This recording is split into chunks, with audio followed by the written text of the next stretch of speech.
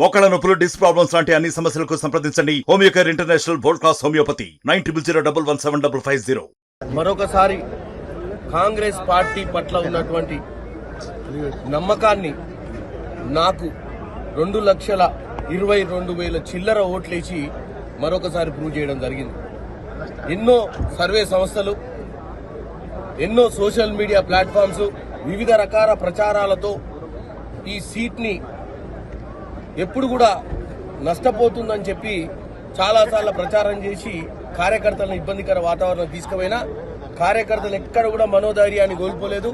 ముఖ్యంగా ఈ పార్లమెంట్ నియోజకవర్గానికి అబ్జర్వర్గా, ఇన్ఛార్జిగా ఉన్నటువంటి వ్యవహరించినటువంటి రాజగోపాల్ రెడ్డి గారు మరియు మిగతా 6 ఎమ్మెల్యేలు, జనగాం నుంచి మొదలు పెడితే ఇబ్రహీంపట్నం దాకా అందరూ కూడా ఒక అన్నతమ్ముల్లాగా మేము కష్టపడి మా కార్యకర్తలు ఒక కుటుంబ సభ్యులు, ఒక బలగంలాగా మేము ఉండి ఈరోజు ఇంత మార్జిన్ తీసుకుని రావడం జరిగింది.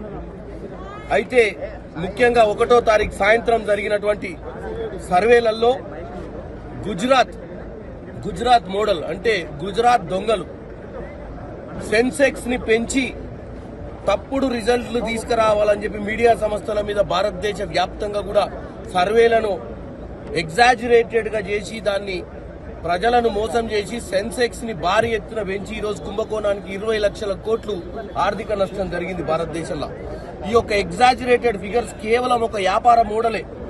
పదే ఆ సర్వేలు తప్పు అని చెప్పడం జరిగింది మా రాహుల్ గాంధీ గారు.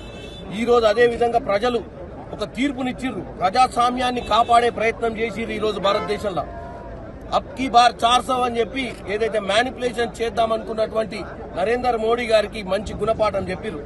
ప్రజలకు ఎవరైనా విశ్వ గురువు అని కాదు, ఎవరు కాదు, అందరూ ప్రజలకు ఎవరైతే ప్రజల కష్ట సుఖాలు ప్రజల కోసం పనిచేసే నాయకత్వాన్ని కోలుకుంటారు తప్ప ప్రతిసారి మాటలు చెప్పి కులమతాల మధ్యన చిచ్చు పెట్టేటువంటి విధంగా సెక్యులర్ పదాన్నే తుడిచిపెట్టే విధంగా చేసినటువంటి బీజేపీ పార్టీకి పెద్ద చెంపపెట్టు. ఇకపోతే ముఖ్యంగా మన తెలంగాణ విషయానికి వస్తే బీఆర్ఎస్ పార్టీ ఆత్మగౌరవాన్ని బీజేపీకి తాకట్టు పెట్టింది. ఈ రోజు బీఆర్ఎస్ లో ఉండాల్సినటువంటి కార్యకర్తల పరిస్థితి ఏందో అర్థం కాని పరిస్థితికి కేసీఆర్ తీసుకొచ్చిండు. బిడ్డను జైలు నుంచి విడుదల చేయించడానికే ఇక్కడ బీఆర్ఎస్ పార్టీ కార్యకర్తలను రోడ్డు మీద వదిలేస్తే దిక్కుతోలక అక్కడ ఉన్నటువంటి కార్యకర్తలు కొంతమంది పోయి బీజేపీకి ఓటేసే పరిస్థితి వచ్చింది. ఈ ఒక్క సీటు కూడా రాని బీఆర్ఎస్ పార్టీ రోజు పొద్దున్న లేస్తే రోడ్ల మీద వచ్చి కాంగ్రెస్ పార్టీని తప్పుపట్టే ప్రయత్నం చేస్తున్నారు. 10 ఏళ్ల పాలన నుంచే తరిమి కొట్టిన మిమ్మల్ని ఈ రోజు మీకు అక్కడ చిత్తశుద్ధి లేదు, ఈ రోజు పార్టీని కాపాడుకునే ప్రయత్నం లేదు.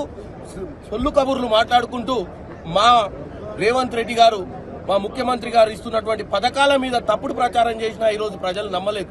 మిమ్మల్ని మీ కార్యకర్తలు పాపం మిమ్మల్ని నమ్ముకొని ఉన్నటువంటి కార్యకర్తల్ని కూడా మీరు తీసుకుపోయి తాకట్టు పెట్టినటువంటి పరిస్థితి ఉంది.